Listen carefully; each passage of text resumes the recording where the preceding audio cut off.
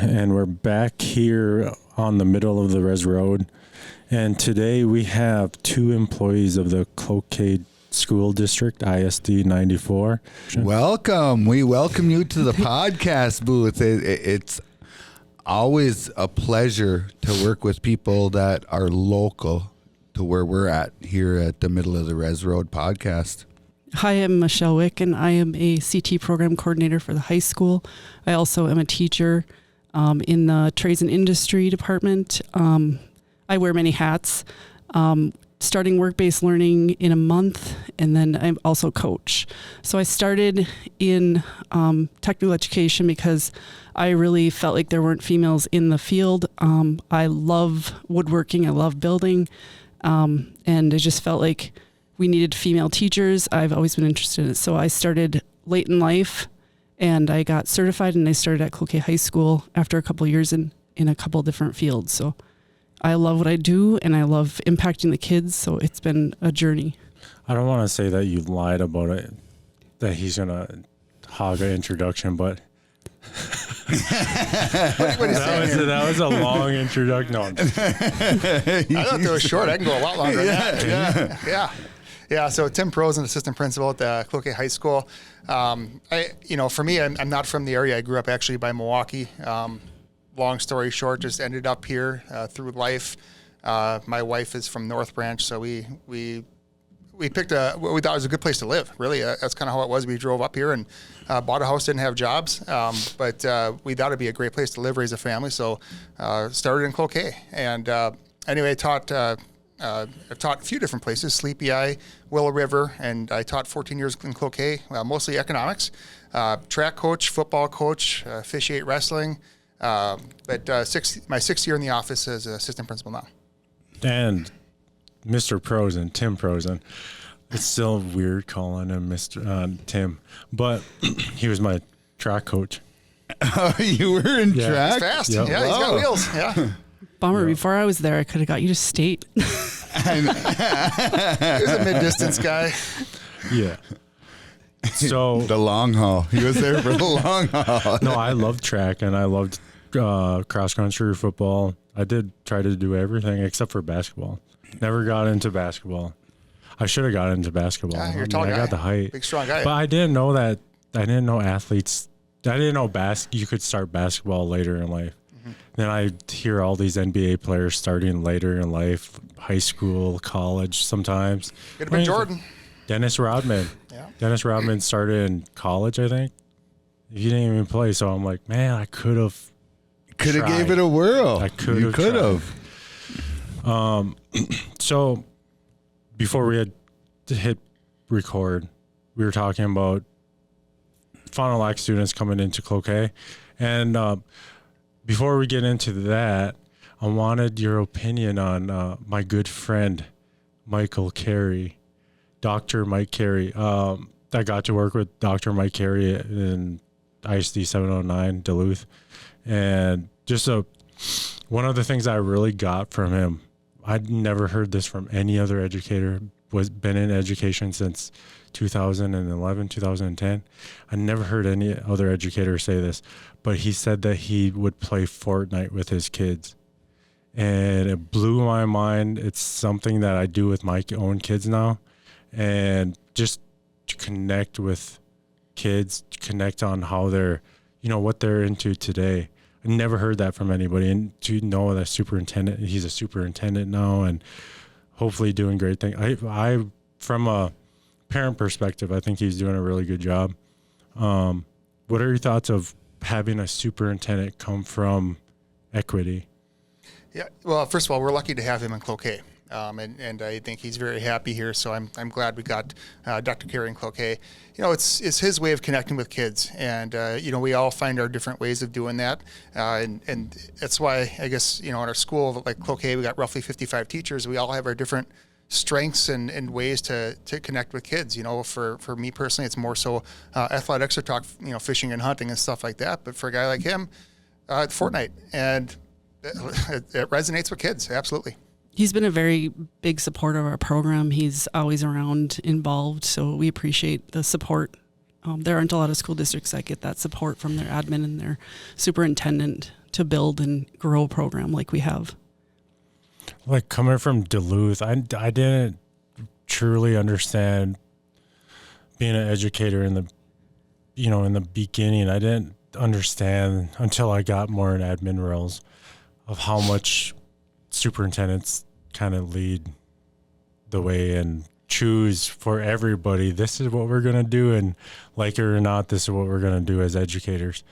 Has there, when he came into Cloquet and he had this equity background coming from that, did it cause any rifts or growths or cause teachers to grow in different ways than they were used to? For me, Dr. Carey came the same year I moved into the admin role myself. So we got this kind of start that charge at the same time.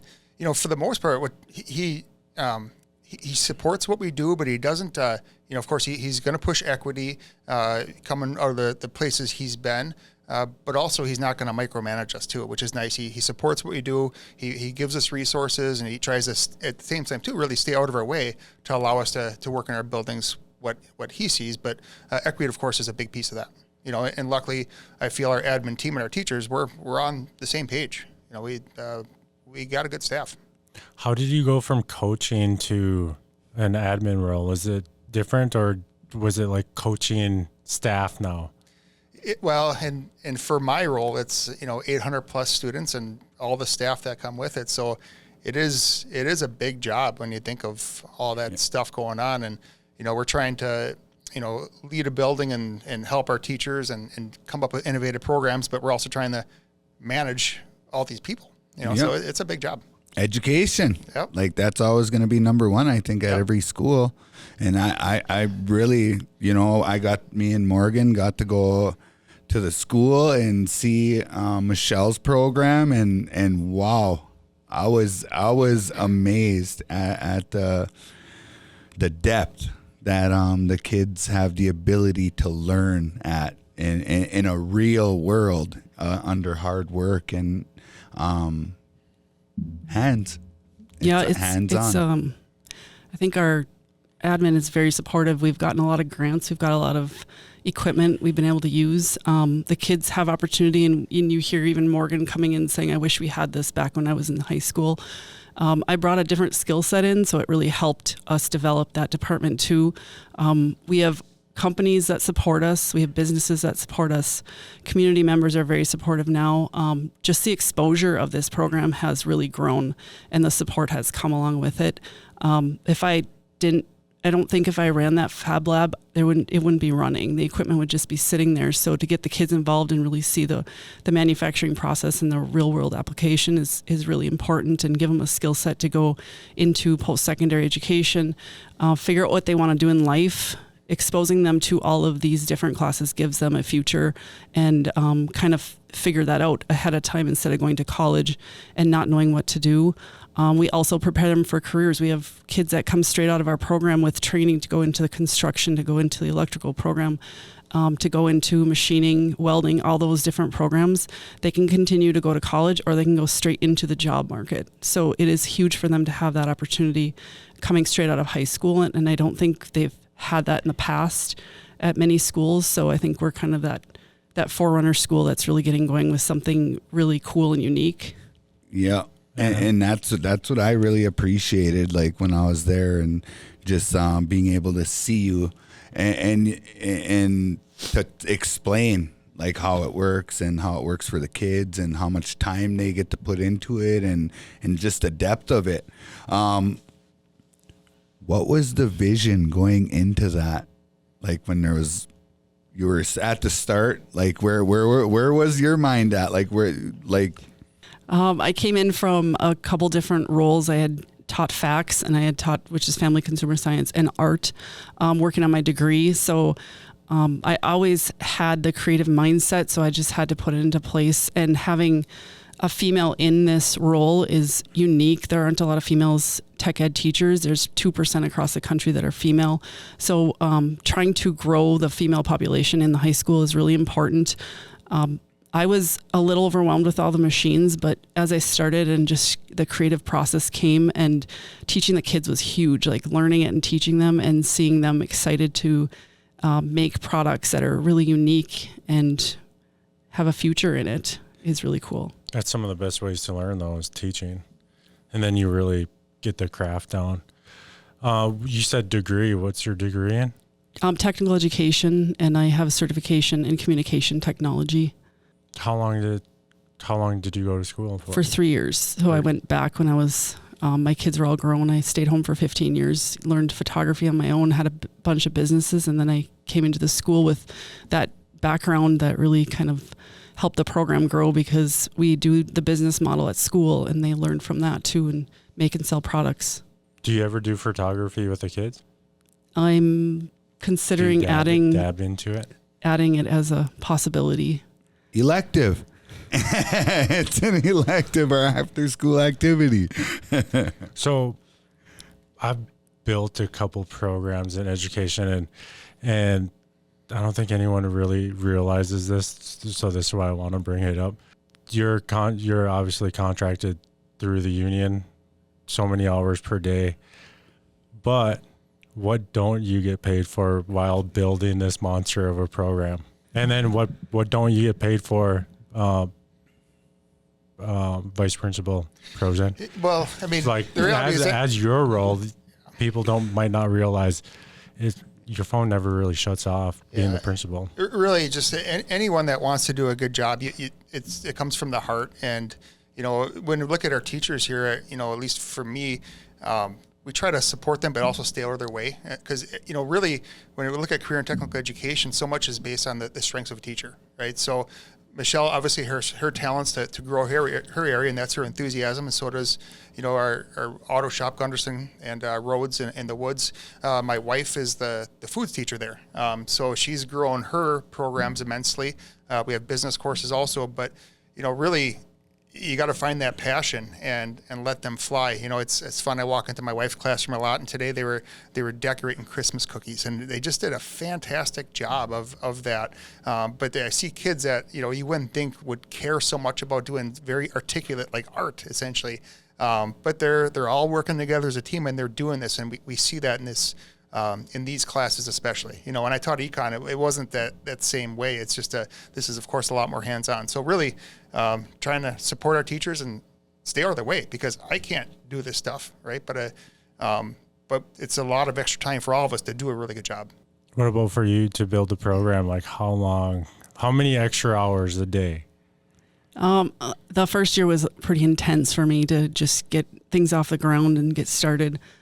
My admin is very supportive, giving me extra time off or just letting me leave early for sports or things like that. Just they make it up for what the hours you put in, but there is way above and beyond what you do in the classroom. You go home and you are thinking through ideas. You don't sleep at night going through plans and what I got to do the next day or what I got to get done. It's always on my mind, but there is work behind the scenes. I think every teacher does that. If you want to be a good teacher, you do that. And kudos to everyone that does, because it makes the kids' lives better. It makes their future better.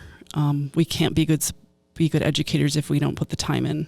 It's like any job. I feel like you should put extra time in if you're passionate about it. It doesn't stop.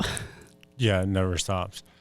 No, that's one of the things I don't know if I got it from education or you guys met William House. He's the Ojibwe project manager out in Fond du Lac, was Office of Education Equity Coordinator for Duluth. And one of my best friends, he's an adopted brother of mine. But watching him work, when I got into education, it was 2012. St. Scholastica, he had recruited me. I had 2 more classes left at the U of M.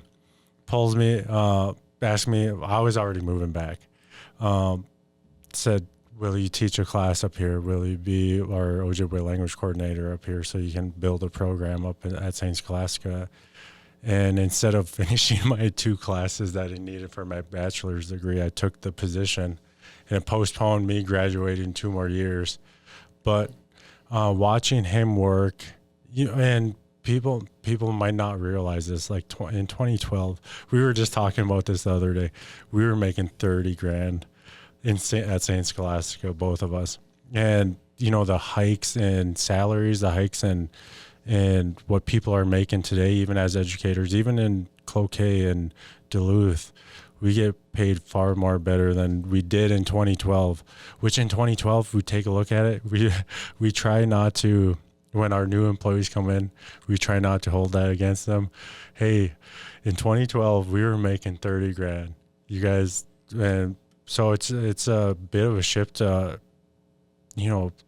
thinking about what we made in the beginning versus what we make now. It's completely different. And what starting teachers and starting educators or starting employees almost anywhere, they make a lot more than we did in 2012. I don't know if you guys remember what you made in 2012, but that's what we made. I was a stay-at-home mom, so. Yeah. Yeah. And, I mean, really, we're having of course, we're hoping to find good teachers. There's back when I first applied for my first teaching jobs, there was, 50, 60 applicants. Now if you get a handful, we're lucky. So, yeah, it's concerning. We're trying to prepare our kids for the workforce, but at the same time too, we're trying to find new teachers, right? Which is not easy. So it is a problem. And we're lucky, at least Cloquet, we have a strong contract and we can attract people. And typically, once we get them, we don't lose them. But it is a definite concern. Well, in industry, we're more valuable in industry as technical education teachers. You're more valuable. So a lot of teachers leave and they go into industry and make more money. So there is that draw. We find that is hard to keep teachers in technical education courses. Yeah, I was just having a conversation with Dr. Carey the other day. A couple of weeks ago, he had stopped in at the Cultural Center. We were talking education and talking what we want to do with Fond du Lac and Cloquet Public Schools. And he threw out I can't even remember a number. It was an absurd number. The number of licensed educators in Minnesota that aren't actually teaching, and people just get so far into education and they become good at something and they want to try something else and then they leave education. It is crazy. I mean, he was telling me about the times, the difficulties of finding educators right now. Yeah, and you can't hold me to this number here, but I have a son who's a sophomore at St. Scholastica now, and he's getting a degree in biology and chem, right? And he's considering teaching. He told me there's one other prospective science teacher at Scholastica right now, right? So you have two science teachers come out of a teacher school in Duluth, which is concerning just for the profession moving forward. So, and again, like I said, you can't hold me to that number, but that was what he thought. How do we change that as educators? How do we get people to, I don't know, maybe it's that the School of School of Rock with Jack Black. If you can't do, you teach. And if you can't teach, you teach gym. We still throw that joke around once in a while, but maybe it's not maybe kids don't grow up thinking that they're going to be an educator or a teacher. I didn't think so. I didn't think I was going to be an educator. I thought I was going to play guitar for a living.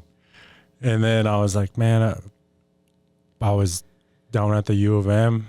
I got in this practicum program to teach Ojibwe at an immersion program for pre-K. And I just got hooked on teaching.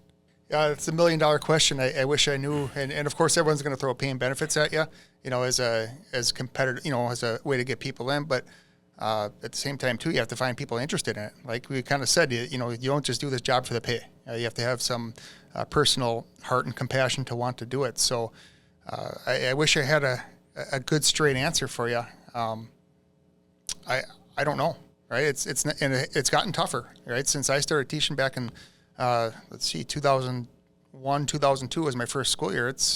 The world has changed quite a bit, and again, kids, I would say, and families have gotten more challenging. So it's not an easy task to try to get people into it. But when we do get people into it, they do find it very rewarding. Oh yeah, well, that's like any job. I mean, if you pay $150K a year, a lot of people are going to want to do it.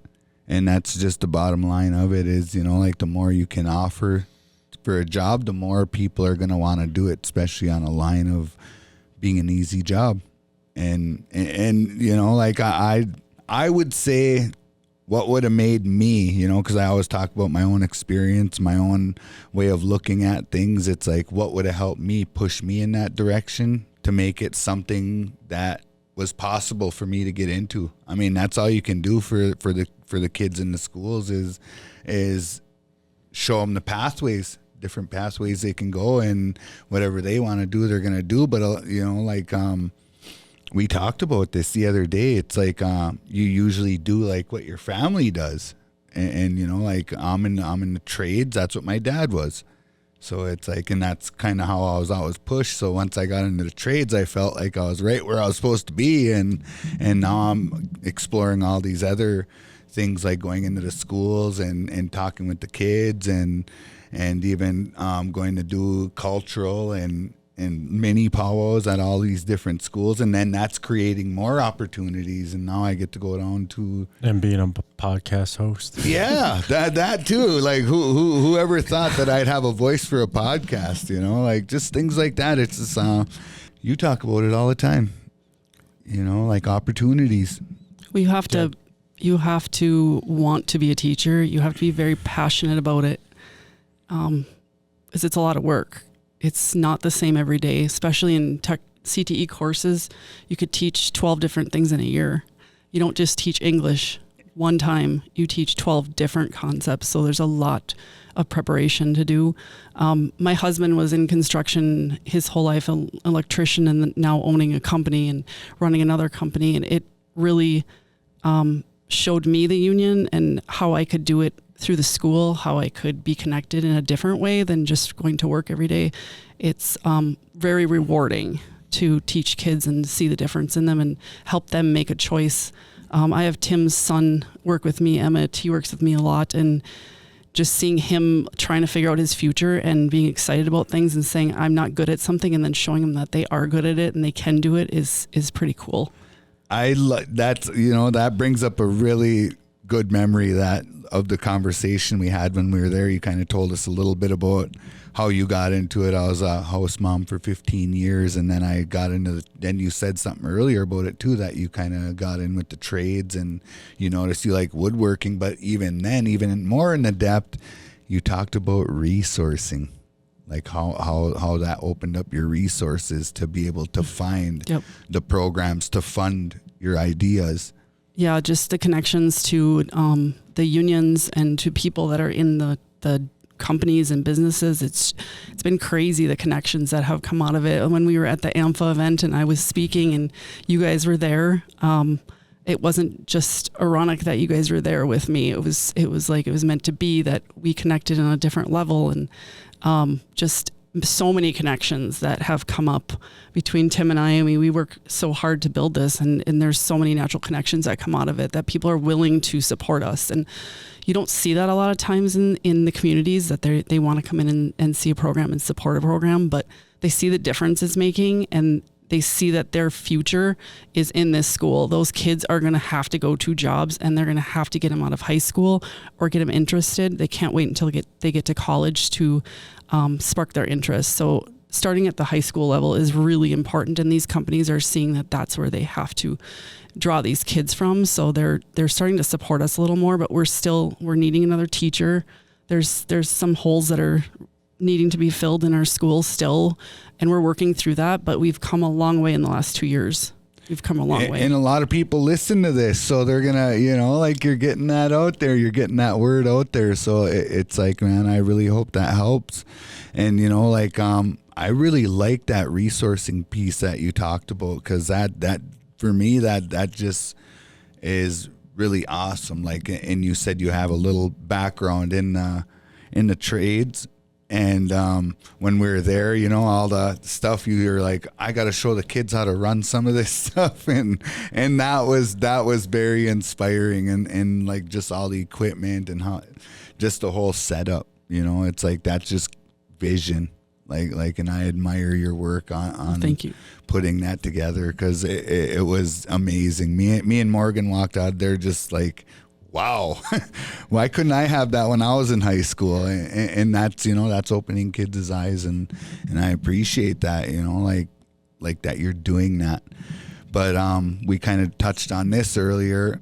certifications. Like how is that gonna eventually be a goal? We already have some in place. Tim can kind of talk about some of the programs. Yeah, well, we hope to keep building, right? That's our goal here. So, I kind of said a lot of it's been very, college focused for many years, and we still actually offer over 80 college and schools credits, and we're actually looking to expand that. We got word from UMD with approval of a geography class today. So that's building, but at the same time too, we're building on this end also. We're trying to offer more classes and certifications. So our construction careers, they can get out and the union knows after they take construction careers 1, 2, and 3, they have this basic understanding. They'll hire them the day after they graduate. Right? We get the first year of the electrical apprenticeship that's taken care of in our building here. We have work with I don't even know the exact union names, but the millwrights, and I can't even think of all, but they know if our kids take these classes, they have this basic, training moving forward. With the CDL program, of course, that's a new and big and flashy one, collaborating with Upper Lakes Foods. We can get them the ELDT training, the entry-level driver training, and they get high school credit for it, which is awesome. And then Upper Lakes will hire them beyond that and help them formally get their driver's test for the CDL. So we believe we're the first school in Minnesota offering that program. It's been a lot of work getting that ball rolling, but it's been a lot of fun for me because I'm that kind of assistant instructor. Yeah, for that class, and I admire that. Like, are you eventually going to open that up to like surrounding areas besides just like Fond du Lac? Are you going to open it up to other school districts for? Well, right now we say come to Cloquet High School. There you go. There you go. We gotta build the student. Yeah, I mean we'll see where that goes in time here, but that's a very, it's gotten a lot of attention from the media. We've been in the news several times for that. So and actually potentially up to the national level. We were just at the Saginaw scale with our CDL class last week, and the head of the State Patrol Commercial Vehicle Enforcement Division was there. He came up from St. Paul, and he sent it out to the guys in DC. So just working on showing all the cool things that happen at our school, because you don't always hear that stuff just in the news. And I think what's cool about the programs that Cloquet's offering is that community at large are talking about them. Yep. Like everybody in the community. I've heard it from Dr. Mike Carey. I've heard it from my mom, she has grandkids in the high school, but and then just people throughout the Fond du Lac community. I've heard brought up over and over and over again. So you guys are doing something right, because people are talking about it, and that's probably what we need going forward for students to succeed. Yeah, we'll see where it goes, because we don't. If you ask us where's this going to be a year or two from now, I don't necessarily know. Just hopefully bigger and better, right? So, for example, tomorrow, Upper Lakes has worked with us with the CDL program, but they're going to come to my wife, Sarah Prosen's classroom, and go over some different, chef skills and kind of the food industry and logistics and kind of all the things that happen down in Cloquet here with that. So we'll see where that goes. We got some other potential industry partners out there that are talking with us about some additional course offerings, which could be quite innovative. And we don't want to say them out, because we don't know where it's going to go yet, but there's plenty of behind the scenes work going on right now that we're trying to grow. He keeps turning me down on all these ideas I bring up. He told me I have to tone You're it the back. person that keeps bringing up million ideas. New ideas. Yeah, well, And there's only so one many of all these people, and in our world too. Are you a dream killer? No. Be realistic. No, I appreciate Dream Killer. Bill is a Dream Killer. We work together. We've worked together. I'm the person that just keeps on adding ideas, and then he's like, "How about we do the ideas that we're doing right now?" Yeah. Well, and then we do the next idea, and then what's cool about Bill, he's always done this for me. Any idea that I've had, he puts it away. He stores it, and then we review some of the best ones that we've come up with. If it takes us a year to get back to it, or a couple of years, at least I threw the idea out there, and I think we talked about this before, and then he'll look at the notes and, yeah, it's right there. Yep. So no, we need dream killers, and then we need somebody that just keeps on having ideas. Yeah. This is what we can do next. Yeah, and really, in my world, we come up with these ideas, like for example, the CDL thing, but we had to get a teacher to buy into it and go get trained, and it's a lot of work for him to take on another class because kind of going back, he's not getting paid extra for this, or technically he's getting a little bit extra this year because it's a 6-period assignment. So we did it's a contract overload, but next year it's going to be back on just the general contract. So, we could say, hey, Michelle, I have 5 new ideas. Let's teach them next year. Well, that's a big lift for her to try to come up and teach all these different things and do a good job at the same time. And, and sleep at night at the same time too. You don't want to burn the teachers out. There's a balance of, hopefully doing what we can do well, and building at the same time too, knowing realistically, this is the staffing we have. For funding, what does that look like? So how did Cloquet have to shift? Did they shift funding? Did you have to do fundraising? Did you have to do grants? What was that process like? Specifically for some of these new programs that you guys are offering, like how is it funded? Yeah, I mean, it's just our general teachers, the way we fund. So, Michelle actually came on through ESSER funding. So, stimulus money that came through COVID. The grant that we got to work with the Fond du Lac Ojibwe School will get her through next year. And after that, we have to find funding, right? And I'm confident we will, but we have that's extra work to, kind of go above and beyond, So there is a little bit of an offset for a career and technical education teacher. There were, that Perkins will fund 35% of their salary, but they're not free, right? So we got to be creative in funding our teachers. And if we could come up with, a whole bunch of new classes right now, but at the same time too, we have to find a way to pay for the teacher. He throws grants at me on Friday and says, go apply for it. And we do it. Well, yeah. And we say, where's the program going? Well, we just got a $3,000 grant for some additional equipment that's going to go into her classroom. For some stuff that could, we're working on building. So we're working on it. And what about the industry? Does the industry ever get back to the program yet? Well, has it got that far yet? Upper Lakes is the first one who has for us. So when the CDL class, they actually came to us with this idea. They learned about it of a school. Luke Olin, the director of transportation down there, was down in Florida at a conference and heard about a school in California offering this program. Came back to us and said, could we do this? And it was a lot of work, and eventually we were able to say yes, but I don't, that means I have to cut a section of a different teacher, or would you be willing to sponsor that section? And they said, we'll sponsor it. So they're paying for the teacher, and they paid for the curriculum, and they're bringing trucks. They're bringing a truck tomorrow into Wednesday, so they support us. They're bringing the stuff out to our place, and we're going to take kids down their place and get behind the wheel of the trucks this spring. So that was our first one that's actually came with money. And we're hoping in our world to get them some good employees, because we want to support our local industry. If Upper Lakes is going to survive, they need good employees, and we want to give them good employees. Remember when you were over at the school, you were saying, I don't understand how industry is not knocking on your door to support the program. Yes. There's so many people asking for money out there. I think they just look at a school as self-funded. We've actually had a lot of businesses contact us to say, how can we support? So we're starting to get through that process of meeting with them, seeing what they want, how to support us, how we can promote their company also, because it comes with, big time advertising when you support a school. We give back by having TV come, do stuff like this and just say like that company has supported us. So they're seeing that it's not only benefiting them in workers, it's also giving them exposure and helping our schools. So it's starting to come. And I think more of them are seeing now that we're out there and seeing what we're doing.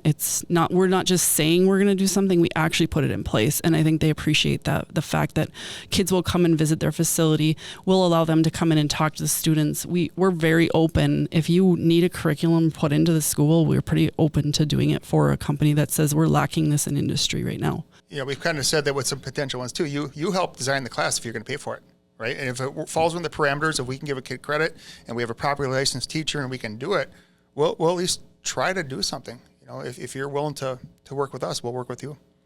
And it's the reason why I had brought that up. I was thinking about when I was working with Duluth, I was an integration specialist, and I don't know if you guys remember, like 2018, we were talking about redrawing the lines of the district of where all the students were going to go for elementary and middle school and high school. And so the DSEG money in Duluth, the equity money in Duluth is a segregated city. But the way one of like, I don't know, 7 or 8 options, one of them was to desegregate Duluth altogether. And it would have took all that funding away. It would have had some crazy lines. Some students would have had to bus all the way from one part of town to almost to the other side of town just to make the lines work. And it would have took all that funding away, which I don't know if some, for people who don't understand how districts get money, or, sometimes it's unrealistic and you have to, I don't know, Duluth was in a hard spot. We either make kids go from West Duluth all the way over and then lose this funding, they could do it. I mean, but their kids would be driving right by a school, like 2 or 3 schools on the way to their school, which was pretty insane. And, the best thing to do for the district at the time was to make some minor changes to the district lines. I don't know if does Cloquet have big district lines? No, I mean, the only thing that we have is the 2 elementary schools, somewhat geographically where you live, but it's certainly not perfect by any means. But of course, just having, 1 middle school, 1 high school kind of erases that issue as much as Duluth, just naturally has that problem being a way bigger city. But, really the schools too, I mean, we're much like a business, right? We have to provide the best education for the kids, and the kids will hopefully choose our school with open enrollment. So, in a case like Duluth, if you make it very unattractive to go to that school, that kid might open enroll to Proctor, Hermantown, Esco, Cloquet, whatever it is, depends on how far they want to drive. But with open enrollment, we want to attract kids to our school, so we got to do the best job we can. How many students are outside of Cloquet right now? Do you know, for open enrollment? That's a great question. I can't tell you off the top of my head, but we are a winner by open enrollment. We do well. And then you guys switched to putting the 5th grade into middle school a couple of years ago. Yep. How has that worked out? When I was there, it seemed to flow well. It was 5th and 6th kind of upstairs, and the 7th and 8th were in the bottom half of the schools, so they didn't really intermix too much. It seemed to work well. Yeah, I mean, the school was designed for that, so it's worked well.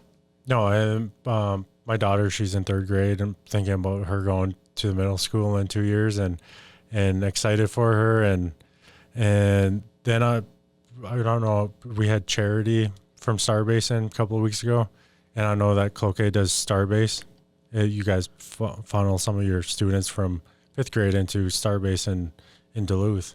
And so I'm kind of really looking forward to the opportunities that Cloquet has provided our kids here in Cloquet. I mean, Starbase being one of them. I can't wait until she gets to go check it out.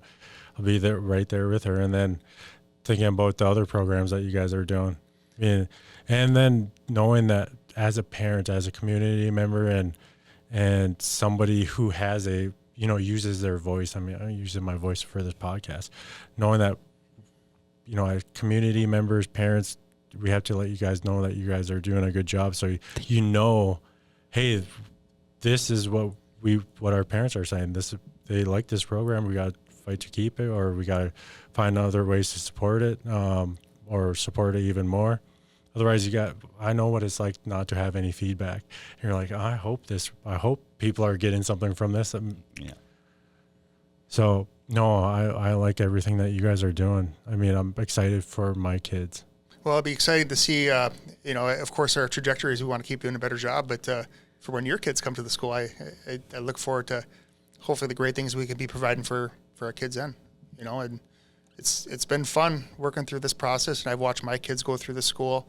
I have 2 in the high school right now, a senior and a freshman, and my wife, of course, is a teacher there, so it's been fun to be together, but I've watched Sarah grow her foods programs immensely. I've watched her, Michelle and these other people just do just fantastic work. And we talked about this before we went on. How is it like on your end, your perspective? What is it like building a relationship with Fond du Lac, the Fond du Lac Ojibwe community? How is that going? I don't know if you guys are aware of the MOU with Fond du Lac, and then the process of all of that. I was on the outside of that. Our tribal leaders would ask us once in a while, like, what do you guys think about this? And we kind of just try to see ourselves out of it, because we built so many MOUs with at Duluth while we were in Duluth, and just try to let the educators and let the leaders build the MOU themselves and how they see fit. Well, we brought in the tribal members to start with, just to get a feel for our program and show them what we're doing. And the idea kind of came up that we should talk to Fond du Lac High School about, the opportunity for these students to be able to come over and take classes. And it just developed this relationship. We've had multiple people come in and see the program, talk to us, and they have a sense of that we care about the community. We want to better the community. I mean, my husband, having a native, contractor business, sees that there's a lack of people to be able to work, and that skill set is going to come from the high school if they're able to come over. And that was just a big piece of it, to just be able to benefit the community. So it just kind of naturally fell into place for us to bring them over and show them what we're doing, and everyone was pretty excited about the opportunities. And the kids, the feedback I got are doing really well. The kids that are coming over from the Ojibwe school, they're just, I know I was just talking to Mr. Rhodes about the ones in his woods construction classes, and he's like, I wish we could have more. These kids are just doing such a fantastic job, and I watched them in there one day, just passionately working, like up to the bell, and then they're hustling to get on the van and head back to the school. But they show up and they're busting their butts, but they're learning, so it's super cool. And we hoped, of course, to keep building it, right? This was year one. By the time we got it rolled out, it was like the second week of school, so they're coming over kind of late. But, in our world, hopefully, 6 becomes 10, 12, and hopefully more, taking advantage of these courses. That's awesome. You guys are doing the work, and to get people involved and get our kids in our Fond du Lac community involved. It's amazing. Well, this is our future, right? They're going to be taking care of us. Yeah, for sure. I like that video. The video that was shown, you must have forgot about us on that one. I cannot get it to download right now to put on social media. Like that needs to be shown. Which video? I just made one for the CDL course and interviewed some students and some workers that are at Upper Lakes and how it started, and just putting it together. It was kind of a rush to get it together. It was very informational and direct, though, and even Morgan liked it, and I appreciated it. It just kind of shows a little bit of the legwork that had to go in, and some of the things that you was guys it at that put event? together. Yeah, and this guy's done a lot of the work. Like Tim has done a lot of the work for that program. Can you explain that event a little bit? So, did you say AMPA? That was the one we went to for when we spoke. You guys had that open session. What about the last one? What was the last one called? The school? It was just on December 6th, we have our typical conferences that we have at the high school. And let's be honest, not a lot of parents come to conferences anymore. With Infinite Campus and checking grades online, they kind of have a feel for that. So what we did is Upper Lake said, hey, let's celebrate our CDL program here, and let's have an open house, and we're going to feed everyone. All right, so they brought all the food. They sent 2 chefs over, and they put a whole spread. And we invited, different schools that are interested in this program, different community members, school board, politicians. Jeff Dotsett, Jason Rarick both came. State House, State Senate. Just put it out there, and other businesses showed up, just interested in how they want to support our program potentially. And we're pretty exclusive with Upper Lakes at this point because they're sponsoring it. But just talked about kind of how this fell into place, and this have this opportunity to provide this class. And part of the grant that we got with the Ojibwe school students coming over is we're getting a CDL simulator, which is about a $70,000. Just imagine like a big real life video game. It's supposed to come in late January, so that's going to be another kind of flashy thing out there that our kids can hopefully see. But that was it was a nice turnout. It was a good time. I liked it. I enjoyed it. It was very informational. We got to go see everything. We even got to see some of the stuff the kids built. Yep. And that is up for sale, right? Yeah, we make and sell items. We work with some companies. We do a lot within the school to make awards, banners, trophies. We work for CAHA and do their trophies for the youth hockey. Just saunas. We're always coming up with new ideas and what we want to do with it. Dr. Kersing might have to fight over that simulator though with those students, huh? I'm going on it. I'm sure we'll have some competition. No more Fortnite. It's all simulator. It's like a trucking simulator where you actually drive. It's like you're actually driving. They practice. Yeah. And of course, I mean, for that amount of money, it's awful nice. There's 3 big screens. It's a legit trucking seat that you're in, steering wheel dash, just like a truck would be. And it takes you through all the scenarios that whether it's weather or cars, pulling out turns. It's quite realistic and what it's supposed to be like. So, we're going to, our kids will have to hop in there and get some hours. Just a semi truck, right? Yep. And how many speed is that? What's this? They're automatic now. They're automatic, Well, so no, it's just automatic. Everything Upper Lakes does is automatic because that's just their truck fleet. But back, I mean, I drove stick. I need that. So, Grinding that gear. yeah. Worried about hills. Yeah, but just the industry's kind of moved more automatic. But I believe, and I can't remember if the option is coming to have a stick shift also.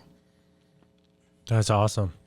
No, I would get lost. I didn't know if it was automatic or not anymore. So that's a relief. I mean, I probably could get my license then too. But what I would like to do is give our listeners an opportunity to be able to see what some of the students make. Is there a website that we can go on to and maybe even bid and help you sell your stuff, like for the students? Because, I mean, that's where people are usually always willing to give. Like recently we had orders for Cirrus Aircraft doing cribbage boards with their logo on them. I mean, there's always things that people are looking for: custom lake cribbage boards, signs. The sauna is still up for bid. We're making 2 more. Yeah. It's www.lumberjackdesignandfab.com.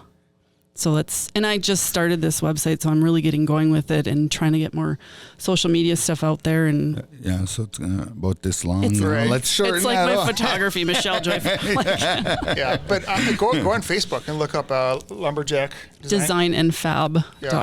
If you put Lumberjack Design, it's probably going to pop up pretty quick, right? So Lumberjack Design and Fabrication on Facebook, everything's linked off there too. Yeah. And all of them, everything we make stays in our program. So we were able to buy a full screen printing setup with the money that we made last year. Everything stays within our department, so it helps us get more equipment, fund different things that we can have within the department. So And everything you guys make and sell will be on there, and you can go on there and bid on it. Well, there's some things that are for sale in the sauna's bid. From now on, we're trying to just sell a sauna to somebody, and then they custom design it, or we have it sold to that person, and we don't have to do the bids for it. Oh, okay. It was kind of our first prototype, and it turned out really well. It did. Mobile sauna, and I saw it. I got to go in it. It was the real deal. Not sauna. I'm the 1/4 Finn. Yeah. Sauna. But people do come, like for example, Cirrus Aircraft, or you've done different things for the hospital. They can say, hey, I want this, and between Mrs. Wick and the students here, they'll come up with some designs, and they'll say, I want that one, and then they'll order whatever it is. So just very much like a business model. And for my nephew, I wouldn't say it's a drawback. It's the students probably need do you guys do entrepreneur classes down there too? There's business class. Yeah, there's business classes. My nephew has this idea. His backup idea is to be a chef. So that must be your wife's work. Mm-hmm. He said, I know how to cook. I can make food look really nice. And I'm like, I don't know where you learned it from. Don't know where you're learning it from. He never told me. He just told me his life's plan. He said, I'm going to start a business. I'm going to be selling stuff. So I know where he got that from. His first plan. Second plan, if that doesn't work, I'm going to be a chef. So now I know where the ideas are coming from, because that is his life goal. Right now it's to start a business, sell, make things. So it all makes sense now. As this conversation kept going, I'm like, okay, this is exactly what is happening with my nephew. Look at that. Well, we're teaching glad, them. we're glad they're excited about school and what they're coming home with. Yeah. Oh, that's awesome. Well, I it's all about appreciate it. exposure. That's what our goal is, to expose students to more opportunity, to more that they could be interested in, to give them a future. Would you guys ever be willing to come back on as the program grows? And I'm going to Yeah. talk more than him. He might not want me back. Absolutely. We just kind of talk, how can we, in our world, show all the great things happening in our school? And because, of course, a lot of times it's the negative things that hit the news and really can be out there. So this is certainly a way we can talk about the good that's happening in our community. even splitting you guys up, because I know both of you have a lot to say, and it would be easier to have a conversation maybe with one of you at a time, because we didn't even get into coaching. I don't even know if you still coach. Of course I do. I coached him for 9 years now. Yeah, no, I still head track coach and still run middle school I coach football. robotics too. Yeah. So That's it. And that's, like we didn't even touch that. We didn't, I mean. took on that because it was a natural fit for our department. So we took on that, and it's come a long way already. So part 2 is going to be robotics with you. Part 2 is going to be admin and coaching. Coaching. Yeah. I can do track too because I had high jumpers at state for several years now. And you're coach too? Yeah. You're a coach at track. Okay. Yeah, we both coach track. That's how we there's so met, much kind of. we didn't get the touch on here. I took the family pictures for the Prosens, and it led me to coaching, which led me to a job in the school. Or we could just go for another hour, then Yeah, that'll be because our we're next at couple. 1 hour. We're at 51 minutes right now. Next couple We're not episodes talkative at all. Yeah. Yeah, or we can even bring some other teachers in too if you'd like. We have our Yeah. Other teachers within the departments. Yeah, for sure. Or students. I mean, there's Students, students that The work auto with us. mechanics guy was a really good one. The auto mechanics teacher, I really understood what he was talking about too when we got to go into the school, and just he seemed very knowledgeable. And Yeah, I think some of the Ojibwe school students that are coming over, let's let them talk about their experience too. Yeah, that would be Yep. awesome. yeah, It's not scary to come to Cloquet. We're pretty laid back. We're cool to be around. So yeah, very, very accepting, very understanding, and I felt welcomed when I came into the school, and that made me feel good. Like my questions were honored, everything I asked, because nobody wanted to ask the tough questions, and I just do. I just, but Well, short story. How I'm comfortable being a host. I don't know if you remember when you first started teaching, we had the local TV station in Cloquet and the Yep. high school. Yep. Yeah, So TV.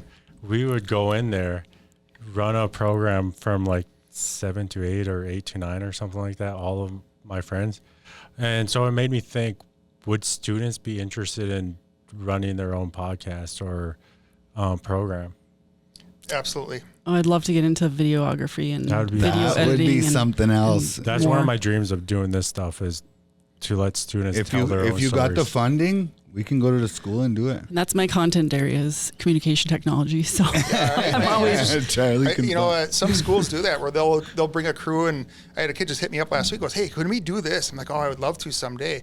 But it goes, they go to hockey games or football games, and the kids are the announcers, right? And they broadcast it, and they put together the full production, and they can say stats or whatever it is. But it's Get kind it of No, cool. that's awesome. Or hit up And- some of the games that don't always get covered. And that really helps with public speaking also. Like it's a huge, like when I was in college, I couldn't do it. 23 years old, and I couldn't even go stand up in front of the class. That's how bad it was. So it's just an intro to the public. I would not be doing this probably 2-3 years ago. I Yeah. was not comfortable, and now I feel like I could talk and be on the camera. And you have to do it when it was COVID, so you got used to recording yourself and listening to yourself, and it became natural. And I've had to record enough students that it becomes easy to do it after a while. But I want to break that barrier of fear too for public speaking, because I also struggled with it. Yep. And Morgan even talked about her struggles with public speaking and just having to get yourself out there. And Yep. I see a lot of that. And Yeah, and I do too. And she's asked me when at the golf tournament, can you talk? And that's like, sure. I'm okay with it. it's a learned thing though. You know, I had to get good at being able to hear myself, like, and people looking at me used to like really bother me. Like, don't look, I can't talk. But it's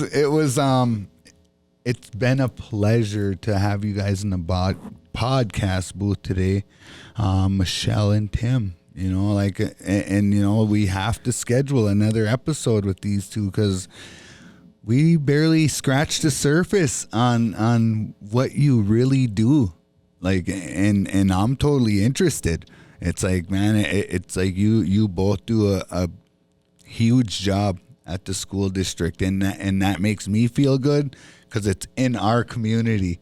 So it's like you're teaching our children how to live better lives, healthier lives, and more goal oriented lives. And man, like, kudos, man. Like, and I really appreciate both of yous and the hard work and the passion that you have for doing what you do and you can hear it in your voice. And I just want to say thank you for that, because that's my blessing is being able to have you both here today. Yeah, thank you, Coach Prosen, Coach Wick. Thank you much. It's really an honor to speak with you guys today. So it's likewise. Yes, right? and I'm so glad that we formed this connection, because it was kind of natural, and it felt natural when we met and we started talking about mentorship and all those things that you wanted to have students be able to access. And I think that's huge for you to be interested in it too, coming from the trades. I think you really have a heart for what we're doing. Yeah. So thank you for letting us come on. All right, guys, take care. All right. Thank you much.